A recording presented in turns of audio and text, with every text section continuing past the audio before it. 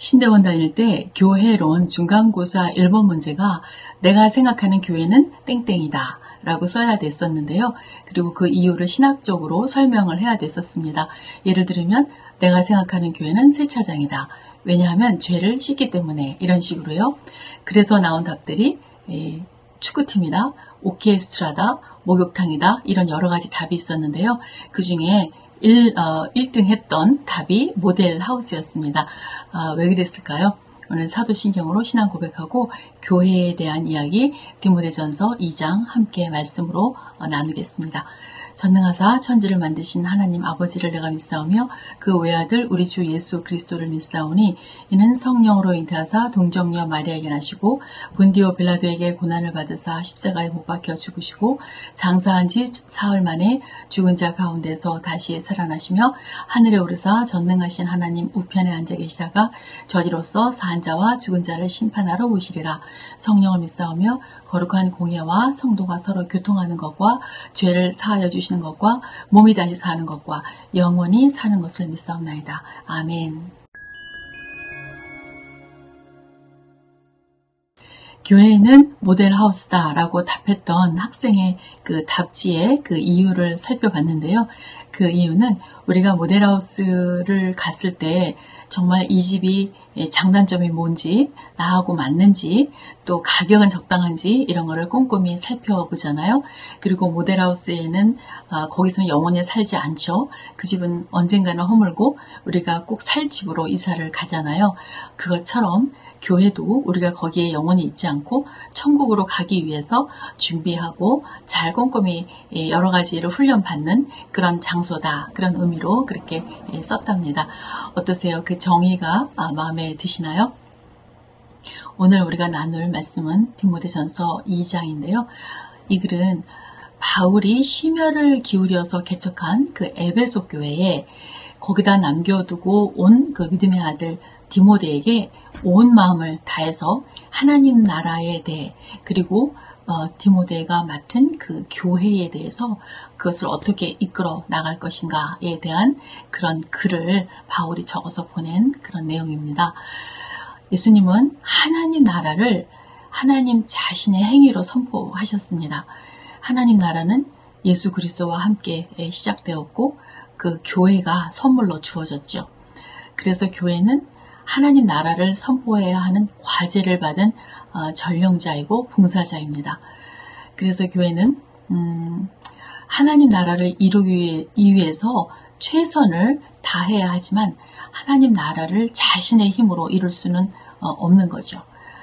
교회는 그래서 우리가 사람의 능력을 의지하지 않고 하나님의 능력에 의지해야 되는데요. 그래서 교회가 처음으로 해야 할 일이 기도입니다. 오늘 바울은 본문에서 교회가 우선적으로 할 일이 기도라고 밝히면서 1절부터 7절까지 그 이야기를 해갑니다.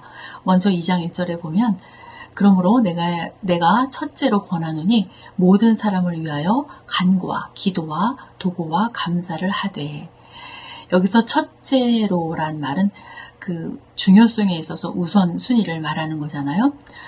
즉 바울은 디모데에게 교회가 하는 각종 일 중에서 무엇보다도 중요한 것이 기도다라는 것을 가르쳐주고 있습니다. 교회의 모든 일은 기도로 시작하고 기도로 진행하며 기도로서 끝맺는 것이 지극히 마땅하다. 이와 같이 기도를 할 수 있는 자는 하나님을 분명히 의지하는 그런 사람이겠죠. 여기서 간구, 기도, 도고, 감사라는 4개의 그 형태로 기도가 표현이 되는데요. 이것은 기도의 중요성을 강조하기 위해서 동의어를 나열한 것으로 여겨집니다. 그런데 굳이 원어가 다르니까 원어에 따라서 구분을 해보자면, 간구는 긴박한 상황에 있을 때 하나님께 호소하는 것이고요. 기도는 성도가 하나님과 더불어서 교통하면서 기원하는 모든 행위를 총칭한다고 보입니다. 도고라는 말이 어려운데요. 영어로는 intercession, prayer죠. 그래서 타인을 위한 중보기도를 말하는 거고요. 감사도 기도의 일종으로서 하나님의 은혜를 생각하며 드리는 기도를 말합니다. 교회는 이 기도를 1절에서 모든 사람을 위해서, 또 2절에서는 임금들과 높은 지위에 있는 사람을 위해서 하라고 합니다. 임금은 당시 로마 제국의 황제를 말하는 거였을 텐데 복수형이니까 분봉왕 같은 지방의 왕들도 포함된 걸로 보입니다. 이를 우리 시대에 적용을 해보자면 모든 시대와 모든 지역의 그 최고 통치자들을 지칭하는 말로 이해할 수 있죠. 즉 그 지배계급에 있는 사람들이 그리스도인들에 대해서 호의적이지 않아도, 또 그들이 올바르든지 올바르지 않든지 간에 어떤 불합리한 또 불공정한 일이 발생했을 때 우리가 할 일은 첫 번째로 정치적인 어떤 행동이 아니라 하나님께 기도하는 것입니다. 이들이 그리스도인의 삶에 미칠 영향, 그런 것들이 있기 때문에 우리가 이들을 위해서 중보기도를 해야 한다는 것을 성경은 분명히 가르쳐주고 있습니다. 또 한 가지 더 교회가 기억해야 될 것은, 하나님은 모든 사람이 구원을 받으며 진리를 아는 데 이르기를 원하노라 라는 말씀인데요.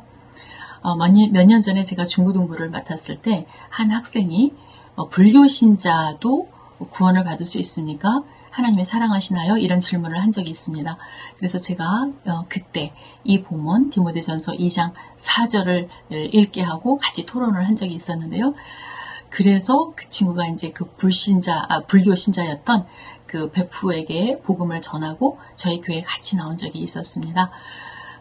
그 후에 이 본문이 그 친구의 그 삶의 모토가 돼서 교대로 진학한 후에 그 교회에서 그 기독교 동아리를 만들었대요. 그래서 제가 그 소식을 듣고 달려가서 갈비를 사준 적이 있습니다. 모든 사람이 구원에 이르기를 원하고 또 진리를 알기를 원하는 하나님의 마음, 이것이 하나님 나라를 확장해가는 그런 중요한 원리가 되지요. 그런데 우리가 전해야 되는 그 진리는 그 하나님과 사람 사이에서 유일한 중보자이신 예수 그리스도께서 십자가 위에서 자신을 속죄 제물로 내어주셨다라는 그 내용을 바울이 붙여주고 있습니다.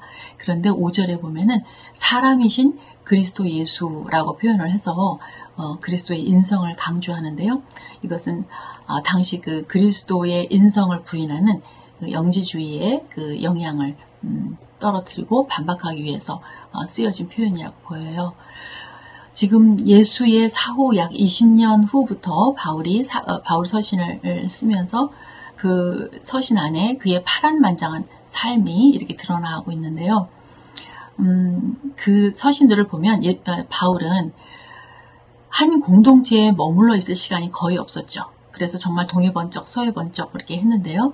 그 과정에서 그 이동 중에 자신이 여기저기에 개척한 교회들에 생긴 그 수많은 문제들에 대해서 거기에 대응해서 정말 자세하고 성실하게 해답을 제시했죠. 마치 어느 학교에 선생님 한 분이 그 선생님이 모자라서 정말 수학도 가르치고 또 방과 후에 애들하고 운동도 하고 아픈 애들이 있으면 또 양호실에 가서 치료도 해주고 또 만약에 정말 집이 어려운 친구들은 또 여러 가지 경제적인 지원도 해주고 이렇게 여러 가지 역할을 한 것처럼 바울이 정말 그 가르침과 지시가 교회의 상황에 맞게 열심히 그것을 이렇게 제안을 했던 바울의 모습을 알 수 있습니다. 그래서 어떨 때 보면 바울의 그런 지시가 약간 모순으로 느껴질 때가 있어요.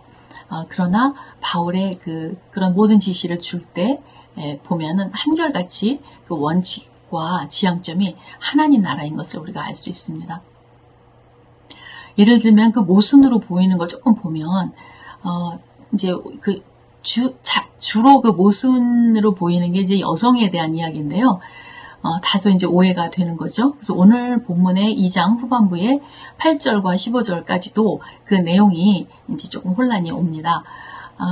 이 8절부터 15절까지 내용을 보면은 총 8개의 절에 걸쳐서 그 교회 안에서 남자와 여자의 삶의 자세와 교훈을 얘기를 해주는데요. 그런데 남자에 대한 건 한 절이고 여자에 대한 거는 7절이나 됩니다. 이 비율이 안 맞는 내용 안에 공통점이 있는데요. 자세히 보면은 일단 남자와 여자에게 금하는 것이 있어요. 남자들에게는 먼저 분노와 다툼이 없게 하라. 이거를 금하고 있고요. 여자들에게는 주로 금이나 진주, 장식, 또 값비싼 옷 등 그 외모에 치중하지 말라. 이런 지시를 내려요.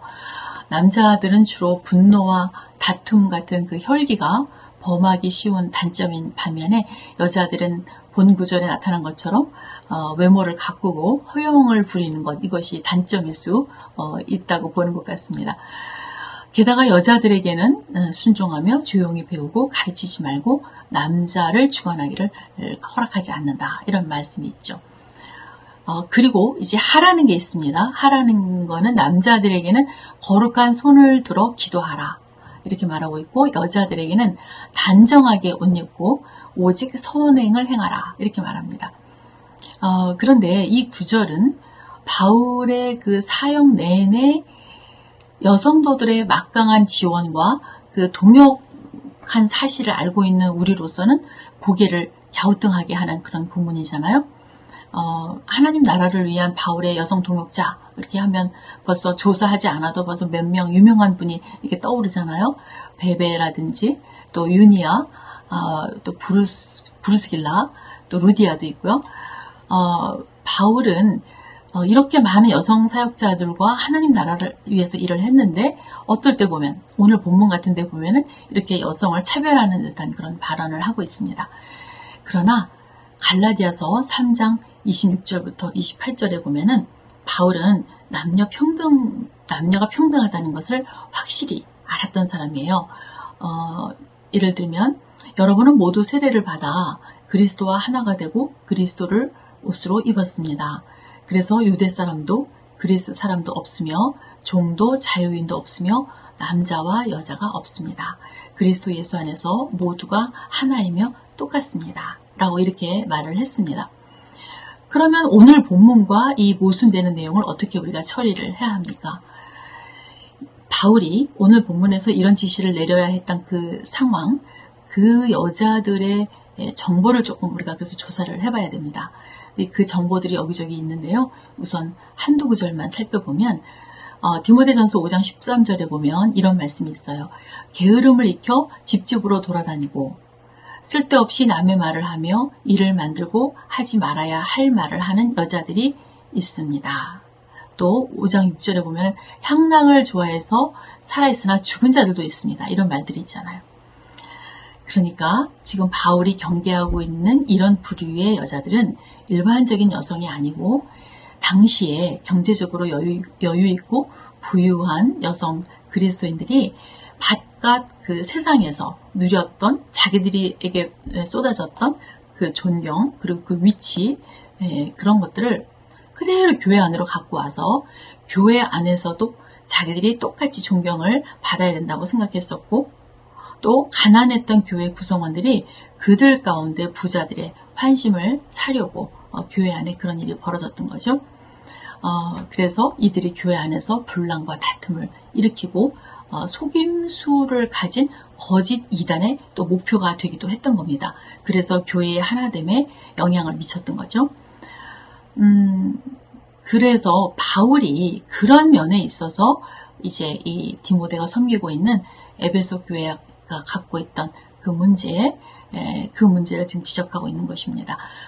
복음이 교회 안으로 들어가면서 그런데도 불구하고 정말 세상에서 갖고 있던 체질이 전혀 변화되지 않고 그들의 세계관, 그들의 인생관이 똑같이 이제 그대로 살고 있는 그들의 모습이 교회 안에 그대로 벌어지고 있던 거죠. 이 점은 사실 우리 시대에도 우리가 생각을 해야 될 문제인 것 같습니다. 마치 그 종교개혁의 때는 갈라디아서와 로마서를 중심으로 해서 오직 의인은 믿음으로 말미암아 구원을 얻는다, 의인이 된다. 이 말씀이 굉장히 중요했던 것처럼 지금 이 시대에도 우리가 사실 우리 이 시대의 교회를 개혁해야 되는 그런 부분에서도 교회 안에 이렇게 세상의 가치관이 그대로 들어오고 약자를 돌아보지 않는 이런 모습을 사실은 우리가 개혁을 해야 되는 거죠. 교회 안에 그렇게 세상의 가치관으로 사는 사람이 가득했다면 그 교회 안에 믿음의 약한 사람들이 얼마나 신앙생활을 하기가 어렵겠습니까? 우리들이 이런 원리를, 이런 진리를 그동안 우리가 교회에서 11조를 강조한 것만큼 이렇게 약자를 보호해야 된다는 원리를 강조했다면 교회의 많은 분열을 막았을 거라고 생각이 듭니다. 물론 그 여성들이 옷을 화려하게 입고 또 많은 치장을 하고 머리에 금장식을 하고 그러는 거 죄 아닙니다. 바울도 죄가 아니라고 말을 해요. 그러나 내 신앙 양심이 중요한 것만큼 마치 그 막내를 배려하듯이 교회 안에서 다른 사람을 배려하고 또 그가 강한 믿음으로 나아가기까지 정말 돌봐주는 모습, 이것이 하나님 나라를 세워가야 하는 교회 공동체의 숙제인 것입니다. 하나님 나라 앞에서, 하나님 앞에서 죄가 아님에도 불구하고 연약한 사람을 배려하면서 내가 절제하는 것, 그것이 하나님의 영광이 되는 것입니다. 바울은 이러한 무질서의 예를 들기 위해서 창조 때 아담과 하와의 이야기를 하죠. 아담과 하와의 이야기는 우월함이나 비교를 하는 게 아니라 하나님의 창조 순서를 얘기하고 있는 것입니다. 평등은 무질서의 동의어가 아니죠. 바울은 이런 메시지들은 바울이 지금 주고 있는 이런 메시지들은 우리에게 혼란을 주는 게 아니라 교회 안에 믿음이 약한 자에 대한 배려가 전혀 없이 세상의 모든 가치관이 그대로 스며져 있는 것에 대해서 통탄하며 단호히 고칠 것을 얘기하고 있는 것입니다. 지금 아담과 하와의 연합을 통해서 사실 우리는 하나님이 그 새로운 창조를 계획하셨다라는 것을 우리는 알고 있지 않습니까? 그래서 교회 안에서 남자와 여자는 사실은 연합해야 하는 존재입니다. 그리스도가 교회의 머리고 또 교회는 몸이라고 했잖아요. 이것은 무엇이 더 중요하고 무엇이 더 우월하다는 뜻이 아니라 연합을 강조하는 그런 말입니다. 그래서 연합의 개념으로 우리가 이것을 깨달아야 되는데요. 믿는 성도들의 연합으로 하나님 나라가 넓혀져 가는 것입니다. 성경에서 여인 또는 여성, 또 왕비 이렇게 주어지는 그 이야기들은 대부분 어떤 그 성별 비유가 아니라 교회로 나타날 때가 많습니다. 예를 들면 창세기 15절에 뱀에게 여자의 원수가 되게 한다 할 때 그 여자는 교회를 의미하는 거죠. 그래서 공적인 그 모임에서 여자가 남자들과 같이 자리를 함께하는 것조차 허락되지 않았던 그 당시에 1세기 당시에 복음이 전파되자 여자들도 교회 안에서 같이 예배를 드리고 또 봉사를 하고 예언도 하고 그랬던 것은 파격적인 것이었거든요. 그래서 남자와 여자들이 함께 하나님을 예배하며 교회에서 봉사하는 것, 그것이 굉장히 중요한 하나님 나라의 원리입니다. 그런데 당시 그렇게 중요하게 연합을 해야 되는 그런 교회 공동체를 정말 유익하게 만들기보다는 오히려 남녀 성도들 간의 분란과 다툼을 조성하는 원인이 되었던 것을 지금 바울이 바로 잡아주고 있는 것입니다. 교회가 하나님 나라를 세워나갈 때 남자와 여자가 창조의 원리대로 연합하여서 기도와 선행으로 교회를 단단히 세워가라. 이렇게 바울은 오늘 얘기하고 있습니다. 하나님은 창조 때 그 본연의 아담과 하와의 연합을 그대로 예수님의 재림 때 회복시키실 것입니다. 그것이 성경의 진리입니다. 세상의 가치관에 지지 말고 교회 안에서 약자를 배려하고 또 성도들 간에 연합하여서 온전한 교회가 되기를 힘쓰기를 바랍니다. 기도하시겠습니다. 우리 교회의 중심은 오로지 그리스도 예수가 되고 모든 사람이 구원에 이르기까지 우리가 서로 영혼 구원에 힘쓰는 교회가 되기를 기도하십니다. 두 번째, 정원 안에 믿음이 약한 사람을 배려하는 운동과 또 젊은 부부 안에 영육 간 온전한 연합이 일어날 수 있도록 기도하시겠습니다.